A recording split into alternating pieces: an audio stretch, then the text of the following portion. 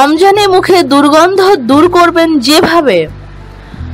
রমজান মাসে কারো সঙ্গে কথা বলতে গেলে অনেকে বিব্রত বোধ করেন, কারণ মুখে দুর্গন্ধ। রমজানে মুখে দুর্গন্ধ দূর করার জন্য কিছু বাড়তি সচেতনতা প্রয়োজন। জেনে নিন রমজানে মুখের দুর্গন্ধ দূর করার উপায়। দাঁত ব্রাশ।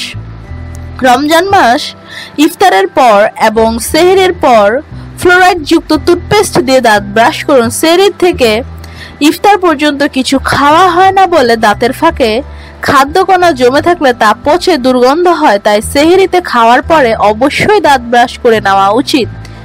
দাঁত ব্রাশের সময় মাড়ি এবং জিহ্বা পরিষ্কার করে নিন ভালো করে। ধূমপান ত্যাগ।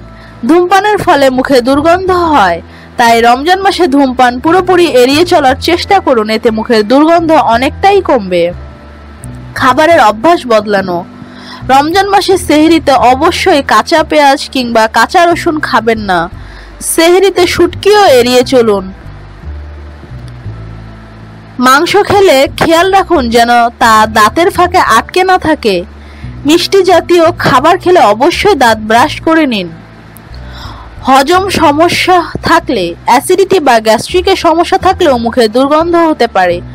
অতিরিক্ত তেল মশলাযুক্ত খাবার খেয়ে হজমের সমস্যা হলেও মুখে দুর্গন্ধ হওয়ার সম্ভাবনা থাকে। সহজে হজম হয় এমন খাবার রাখুন ইফতার এবং সেহরিতে। প্রচুর পানি পান। রমজানে মুখ অতিরিক্ত শুকনো থাকলেও মুখে দুর্গন্ধ হতে পারে, তাই ইফতার থেকে সেহরি পর্যন্ত প্রচুর পানি পান করুন। বিশেষ করে সেহরিতে কমপক্ষে 2 গ্লাস পানি অবশ্যই পান করা উচিত। এছাড়াও প্রতি ওয়াক্তের নামাজের জন্য অজু করলেও মুখের শুষ্কতা কমে। মাউথ ওয়াশ ব্যবহার করুন। মুখে অতিরিক্ত দুর্গন্ধ হলে অ্যান্টিব্যাকটেরিয়াল মাউথ ওয়াশ ব্যবহার করতে পারেন।